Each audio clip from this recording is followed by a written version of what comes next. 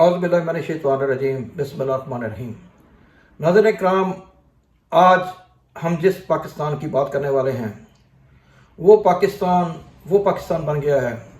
कि जो पाकिस्तान अपनों से ज़्यादा गैरों के हाथों में खेल रहा है। एक तरफ एक ऐसी जंग शुरू हो गई है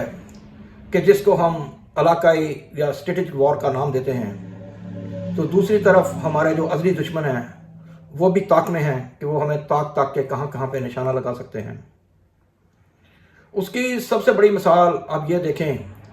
कि जिन तालिबान को हमने पाला पोसा, जिनको हमने फुल सपोर्ट दी, जिनके लिए हमें बल्कि यहाँ तक कहना चाहिए कि हमने दुनिया के साथ दुश्मनी ली, आज वही तालिबान जो है वो हमें मारने के दर पे हो चुके हैं, बल्कि वो पाकिस्तान के जो अज़ली दुश्मन हैं उनके साथ तकरीबन मिल चुके हैं। क्योंकि ये बात सही है कि तालिबान में भी बहुत से धड़े हैं जो एक दूसरे के साथ बिल्कुल मिल के नहीं चलते, लेकिन ये भी बात अपनी जगह हकीकत है कि वो जब उनके मुल्क का मफाद आता है, खा वो पाकिस्तान की माशत को नुकसान पहुँचाना हो या पाकिस्तान को स्ट्रेटजिकल नुकसान पहुँचाना हो, तो वो सब एक हो जाते हैं। उसकी ताज़ा और ज़िंदा मिसाल TTP है, जो तालिबान ने खुल के इकरार कर लिया है कि हम TTP के पीछे हैं और TTP को हमने उसी तरह अपना दी गई है जैसे उन्होंने उसामा बिन लादेन को अपना दी थी। बहरहाल जी, चाचा ट्रंप अभी आने वाला है और प्रेसिडेंट ट्रंप के आने के बाद गेम यकीनन ये बहुत से जो दुश्मन जो कुव्वतें हैं उनके हाथों से निकल जाएगी, क्योंकि ट्रंप का एजेंडा कुछ और है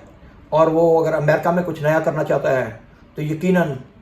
पाकिस्तान से लेकर कनाडा तक में भी कुछ नया ही होने जाने वाला है। कि आपको पता है कि जस्टिन ट्रूडो जो वहाँ का बहुत मशहूर वज़ीर-ए-आज़म, अवामी वज़ीर-ए-आज़म जिसको आप कह सकते हैं, जिसने सब तबकात को, जिसमें माइग्रेट्स जो महाजरीन या दूसरे लोग जो लोकल लोग हैं उनको मिला के एक बड़ी ही ज़बरदस्त किस्म की गवर्नमेंट बनाई थी। अब आहिस्ता आहिस्ता उसकी बैसाखियाँ जो निकलती जा रही हैं उसके पाँव से, और वो गवर्नमेंट भी अब ख़त्म होने वाली है। तो अब वहाँ से यही रेला जो है यूरोप में पहुँचने वाला है, और यूरोप में भी समझें कि जर्मनी की गवर्नमेंट गई ही गई। तो एशिया में यकीनन अभी हम, क्योंकि हमारे मुल्क में पे दर पे ऐसे हादसा हो चुके हैं कि जिसमें रजीम चेंज का ऑपरेशन, फिर उसके बाद 9 मई और अभी ताज़ा तरीन 26 नवंबर, ऐसे ही बहुत से गलीज़ किस्म के काम जो पहले से जो नहीं होने चाहिए थे वो हो चुके हैं। तो अब किसको इल्ज़ाम दें और किसको मुंसफी ठहरें, ये तो वक्त फ़ैसला करेगा, क्योंकि पाकिस्तान की अदालतें तो मुर्दा हो चुकी हैं। वो तो ये फ़ैसला करने के काबिल बिल्कुल नहीं है, क्योंकि वहाँ पे जो लेटर उनको लिख के दिया जाता है वो उसी के ऊपर फ़ैसला सुनाते हैं। उसकी ताज़ा तरीन मिसाल ये है कि खान साहब का जो केस है, वो जो 190 मिलियन पाउंड्स वाला, वो भी अदालत में लगा हुआ है और उसका फ़ैसला आया ही चाहता था, लेकिन उसको रोक दिया गया कि जब तक अब ऐसा लग रहा है कि जैसे इस्टेब्लिशमेंट और नून लीग एक पार्टी हैं तो PTI दूसरी तरफ है। तो बहरहाल उस फैसले को भी रोक लिया गया, क्योंकि खान साहब के सर के ऊपर तलवार लटका के रखनी थी, तो वो अभी वो तलवार लटक रही है। तो खान साहब ने कल बड़ा खुल के बयान कर दे दिया। उन्होंने बोला कि आपने पहले भी मेरे ऊपर 15 से 18 जो केस चलाए, उनमें से आपको कुछ नहीं मिला। आप इस सच को भी नंगा करें और पूरी दुनिया के सामने खुल के नंगा करें, ताकि दुनिया को भी पता चल सके कि आपने कितना झूठ बोला और कितने फ्रॉड से आपने मेरे ऊपर केस चलाए, और मैं भी दुनिया को बता सकूं कि मैंने भी अपनी जंग लड़ने का फैसला आखिरी हद तक कर लिया है। पाकिस्तान के जो प्रो एस्टेब्लिशमेंट, प्रो गवर्नमेंट सहाफ़ी हैं, वो यकीनन हर वक्त हमें यही बताते रहते हैं कि जी मुल्क में सब अच्छा जा रहा है और मुल्क में जनाब दूध और शहद की नहरें बहने वाली हैं। तो लेकिन जो अशारे कनाएँ जो दुनिया से हमें न्यूज़ आती हैं वो ये हमें बता रही होती हैं कि जनाब सब अच्छा नहीं जा रहा, बस लुटिया कहीं पर डूबने ही वाली है। कब डूबती है इसको कोई कुछ नहीं कह सकता, क्योंकि असल में ये है कि पाकिस्तान के आर्मी चीफ जनाब आसिम मुनीर साहब हों या दूसरे पाकिस्तान की इस्टेब्लिशमेंट हो, वो ना तो अकेले इस मुल्क की मईशत को ठीक कर सकती है, ना वो इस मुल्क में दूध और शहद की नहरें बहा सकती है। तो चाहिए जाए कि तमाम सियासतदान, इस्टेब्लिशमेंट इस मुल्क में अमन व अमान का दौरा करें और उसके बाद ये मुल्क आगे बढ़ेगा और इंशाल्लाह इसकी तकदीर सीधी हो जाएगी। लेकिन क्या करें, एक जो सबका पसंदीदा वज़ीर आज़म है, जो एक्स वज़ीर आज़म जनाब खान साहब हैं, उनको आपने जेल में डाल दिया है। और आप बिटवीन आपके कि आप एक मीडिएटर का, एक वो आप मुनसफ का किरदार अदा करते, आप एक दूसरी जमात के साथ पार्टी बन गए। और उसका रिजल्ट ये हो रहा है कि इस वक्त कोई भी आपकी बात के ऊपर एतबार करने के लिए तैयार नहीं है। अभी जनाब ISPR के जनरल साहब ने एक बहुत बड़ी प्रेस कॉन्फ्रेंस की, उसमें उन्होंने क्या पंजाबी कहते हैं कि रज के जो है PTI को रगड़ा लगाया। लेकिन क्या हुआ, किसने यकीन किया? कौन यकीन करेगा? क्योंकि अगर महंगाई है तो वो तो आपके पाँव के जो गरीब के बेटों के बेटियों के जूते हैं,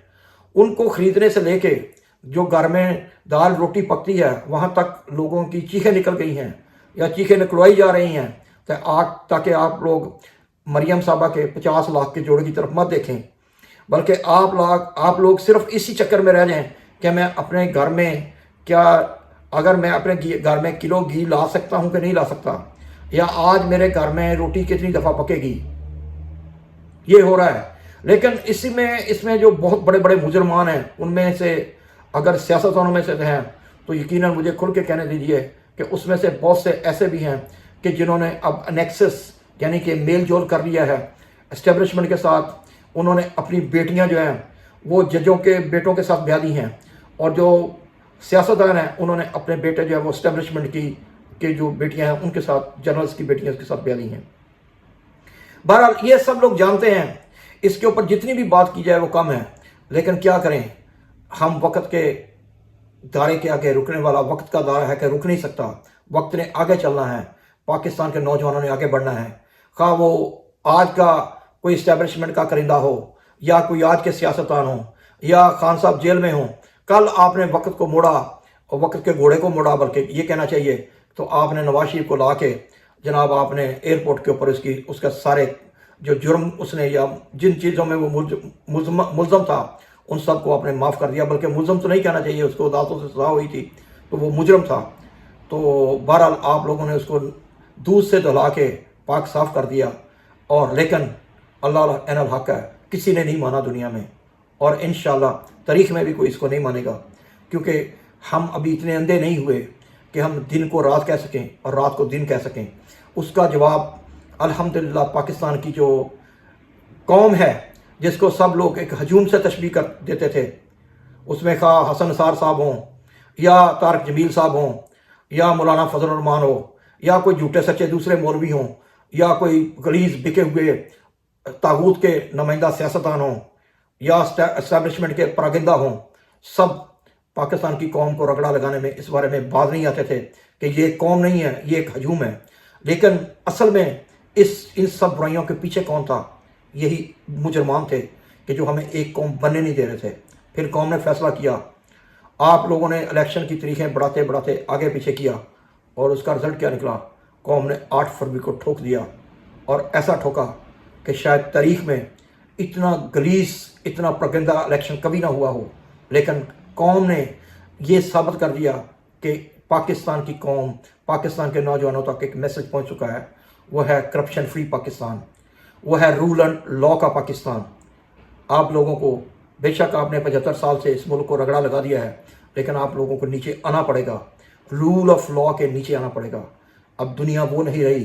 कि जिस तरह एक डेली टाइम्स में न्यूज़ आती थी तो सारी दुनिया में सारे जो बाबू लोग होते थे वो पढ़ते थे, और जो नीचे वाले 80% 90% लोग होते थे उनको डेली न्यूज़ में से जनाब लेके एक ऐसा तर्जमा सुनाया जाता था कि जो शायद उनके ज़हनों से वैसे ही निकल जाता था, क्योंकि पाकिस्तान के सब लोग तो PhD नहीं है, पाकिस्तान के सब लोगों ने तो इंग्लिश लिटरेचर में MA BA नहीं किया हुआ। पर जनाब यही खेल था, गंदा खेल था। ये चलते चलते आज यहाँ तक आ पहुँचा है कि खान साहब को रहाई का लॉलीपॉप दिया जाता है, और वो खान साहब जो हैं वो अपनी जगह के ऊपर, अब उनका अंदर में क्या हाल है ये अल्लाह जानता है या वो जानते हैं, लेकिन उनको एक ऐसे शख्स को जिसने इस मुल्क के लिए बहुत काम करना था, उसको आपने पाबंद सलासल कर दिया, और आप लोगों की अना है कि वो गिरने का नाम नहीं ले रही, और उस शख्स का अल्लाह के ऊपर बिलीफ वो भी बुलंद से बुलंद होता जा रहा है। कहने को बहुत सी बातें हम कह सकते हैं, लेकिन इस मुल्क में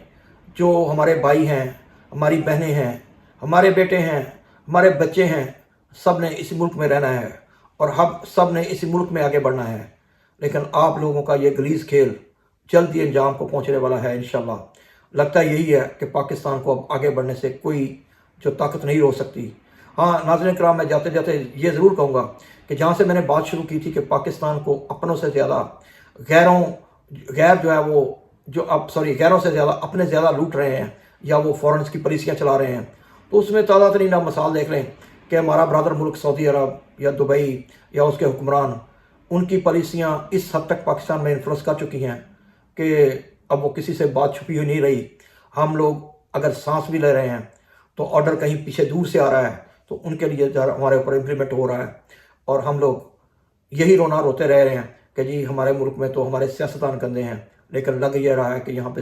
جو سب مجرمان ہیں وہ گٹر سے بھی نیچے بے غیرت قسم کے لوگ ہماری صفوں میں شامل ہو چکے ہیں۔ اور لیکن دکھ کی بات یہ ہے کہ جب ہم اتنی گہرائی میں جا کے بات کو سوچتے ہیں تو ہمیں یہ معلوم ہوتا ہے کہ یار اس ساری جو اتنا گندا کھیل کھیلا جا چکا ہے، اس کو کون پھر سدھارے گا؟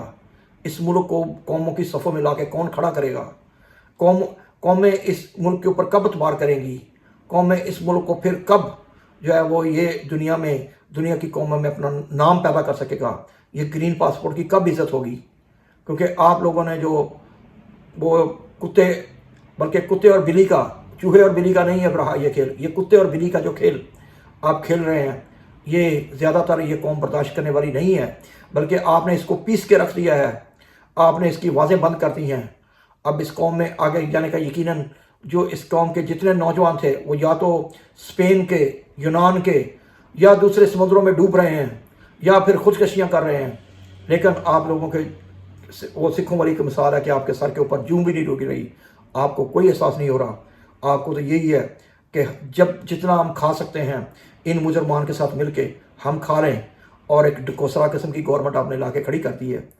اور اس ڈکوسلا قسم کی گورنمنٹ کا کام یہی رہ گیا ہے کہ کبھی وہ جا کے جناب کسی ایک اڑان پروگرام کا اعلان کرتی ہے تو پھر قوم اس کو اڑا کے رکھ دیتی ہے، کہ جب آپ اس کے سروے کراتے ہیں تو پتہ چلتا ہے کہ یہاں پہ کسی پروگرام کی اڑان نہیں ہو رہی۔ اس قوم کو تو روٹی کے لالے پڑے ہوئے ہیں۔ یہ قوم تو اپنے بچوں کو اب اسکول میں بھی نہیں بھیج سکتی، یہ تو اپنے بچوں کے لیے فروٹ نہیں خرید سکتی، بلکہ جب ہم فروٹ کی ریڈی کے پاس سے گزرتے ہیں تو ہمارا دل ٹکڑے ٹکڑے ہو جاتا ہے کہ ہم کبھی کسی فروٹ کو دیکھتے ہیں تو کسی فروٹ کو دیکھتے ہیں، بے شک ہم نہیں کھائیں، لیکن ہم یہ چاہتے ہیں کہ کاش یہ فروٹ میں اپنے بچوں کو کھلا سکتا۔ اب بات یہاں تک آ پہنچی ہے۔ اللہ پاکستان کے دشمنوں کو غرقاب کرے اور اللہ ان کے اوپر عذاب عظیم ڈالے۔ پاکستان کی قوم کا انہوں نے یہ حال کر دیا ہے، پاکستان کے نوجوانوں سے، پاکستان کے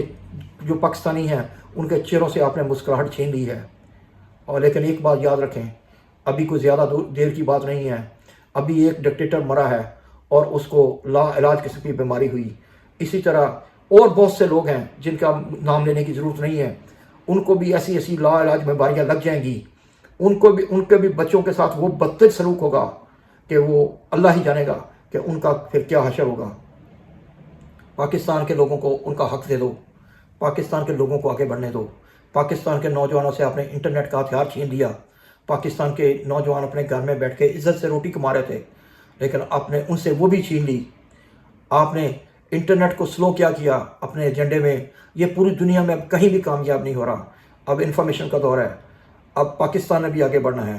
آپ کو ایکس بھی کھولنا ہے، آپ کو انٹرنیٹ کو بھی فری کرنا ہے۔ اب پوری دنیا میں ہم انٹرنیٹ کا جو انڈیکس ہے اس میں ہم سب سے نیچے آ چکے ہیں، ہمارے سے نیچے کوئی ملک نہیں رہا۔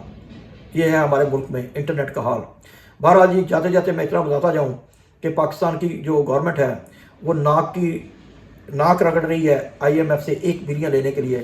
ابھی جو یونائٹڈ نیشن کی تازہ ترین رپورٹ آئی ہے کہ پاکستان نے انٹرنیٹ پاکستان میں بند کر کے، سلو کر کے 1.67 بلین کا نقصان کر لیا۔ یہ ہے جی کچا چٹھا۔ ابھی یہ لوہا جاری ہے۔ امید ہے کہ آپ مجھے لائکس کریں گے، میرے بلاگس کو لائک کریں گے، میرے اس چینل کو لائک کریں گے۔ انٹر نیکسٹ بلاگ کے لیے رانا ناصر خان میڈیا کو اجازت دیجیے۔ السلام۔